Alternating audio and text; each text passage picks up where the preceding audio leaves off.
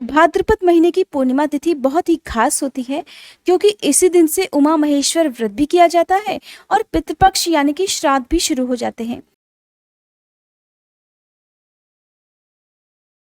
भाद्रपद पूर्णिमा के दिन ही सत्यनारायण भगवान की पूजा करके सत्यनारायण भगवान की कथा का पाठ या श्रवण भी करना चाहिए।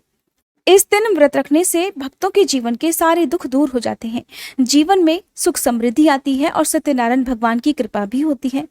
भादो पूर्णिमा के शुभ अवसर पर नदी, तालाब या फिर कुंड में स्नान करने से भी विशेष लाभ मिलता है।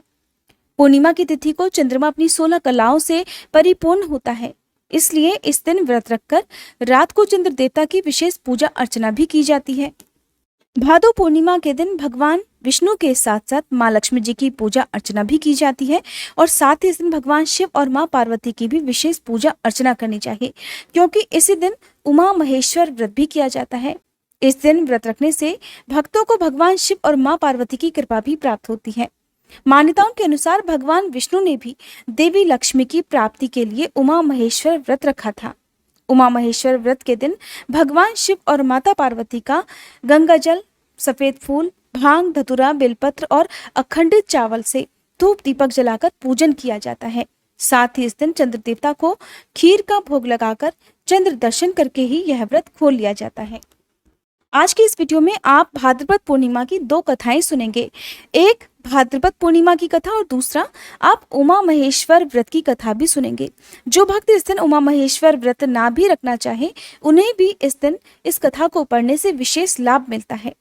मत्स्य पुराण में उमा महेश्वर व्रत का उल्लेख किया गया है। मत्स्य पुराण में वर्णित कथा के अनुसार एक बार कैलाश पर्वत से भगवान शंकर के दर्शन करके लौटते समय मार्ग में महर्षि दुर्वासा की भेंट भगवान विष्णु से हुई। महर्षि दुर्वासा को भगवान शंकर ने आशीर्वाद स्वरूप एक बिल्व पत्र की माला भेंट की। जब महर्षि दुर्वासा की भेंट भगवान विष्णु से हुई तो उन्होंने वह माला भगवान विष्णु को दे दी। भगवान विष्णु ने महर्षि दुर्वासा से मिली उस माला को स्वयं अपने गले में धारण ना करके अपने वाहन गरुड़ जी के गले में पहना दिया। ये देखकर महर्षि दुर्वासा को क्रोध आ गया और उन्होंने क्रोध में आकर भगवान विष्णु से कहा कि तुमने मेरे आराध्य भगवान शंकर का अपमान किया है। उनके द्वारा दी गई माला मैंने तुम्हें उपहार स्वरूप दी और तुमने वो माला खुद धारण ना करके अपने गरुड़ को पहना दी। ये मेरा और मेरे भगवान शंकर का घोर अपमान है। इसलिए हे श्री हरि, मैं तुम्हें श्राप देता हूँ कि तुम्हारा सारा वैभव नष्ट हो जाएगा, तुम लक्ष्मीहीन हो जाओगे, लक्ष्मी तुम्हारे पास से चली जाएंगी, क्षीर सागर भी तुमसे छिन जाएगा और तुम्हारा शेषनाग भी तुम्हारी कोई मदद नहीं कर पाएगा। महर्षि दुर्वासा से ऐसा श्राप सुनकर भगवान विष्णु ने उस श्राप को स्वीकार किया और फिर बड़े शांत स्वर में उन्होंने महर्षि दुर्वासा से उस श्राप के निवारण का उपाय पूछा।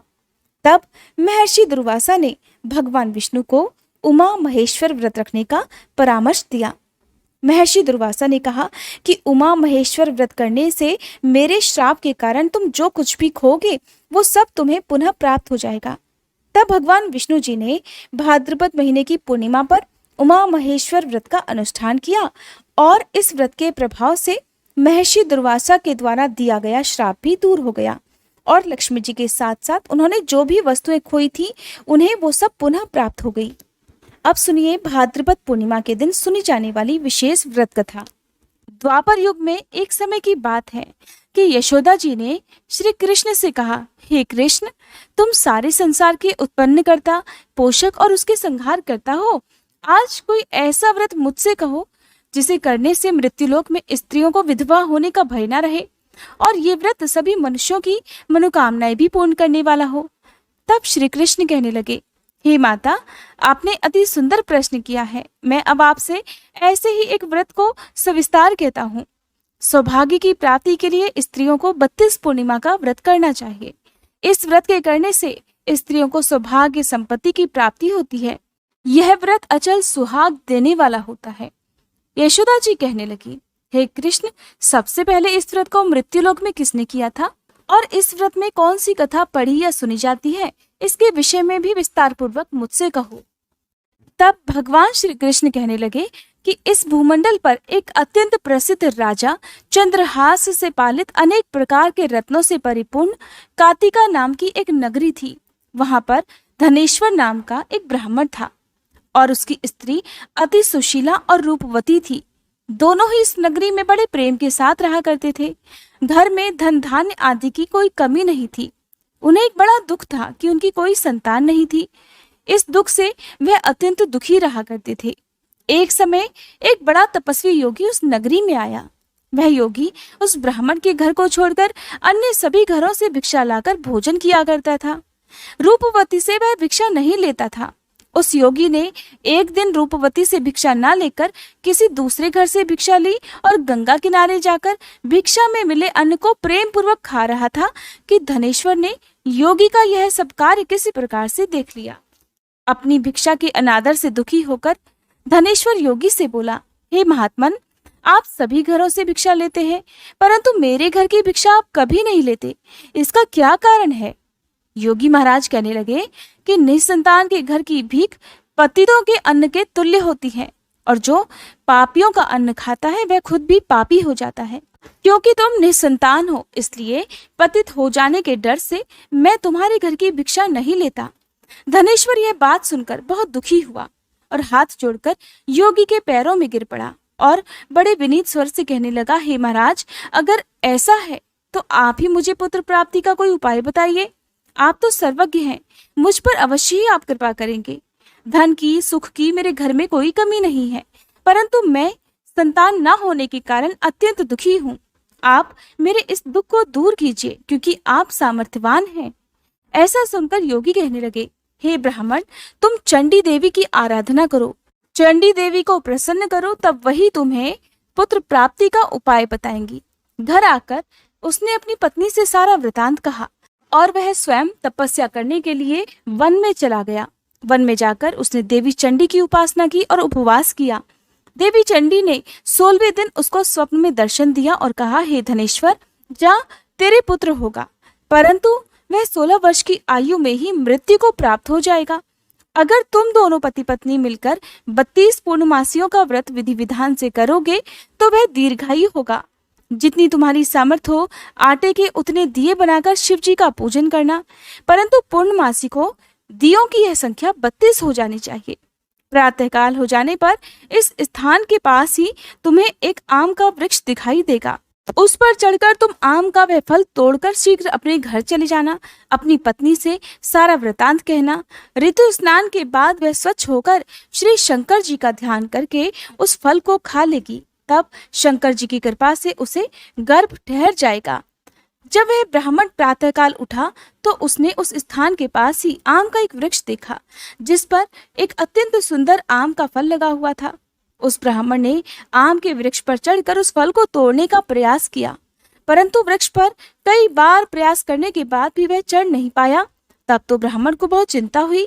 विघ्न विनाशक गणेश जी की वह वंदना करने लगा कि हे दयानिधे, अपने भक्तों के विघ्नों का नाश करके उनके मंगल कार्यों को करने वाले, हे दुष्टों का नाश करने वाले, रिद्धि सिद्धि के प्रदाता, आप मुझ पर कृपा करके इतनी शक्ति दे कि मैं अपने मनोरथ को पूर्ण कर सकूं। इस पर गणेश जी की प्रार्थना करने से उनकी कृपा से धनेश्वर शीघ्र ही वृक्ष पर चढ़ गया और उसने उस अति सुंदर आम का फल जो देखा था उसे तोड़ लिया और घर ले जाकर अपनी पत्नी को दे दिया। पत्नी ने पति के कहे अनुसार उस फल को खा लिया और कुछ ही महीने के बाद वह गर्भवती हो गई। देवी की कृपा से उसे एक अत्यंत सुंदर पुत्र प्राप्त हुआ, जिसका नाम उन्होंने देवीदास रखा।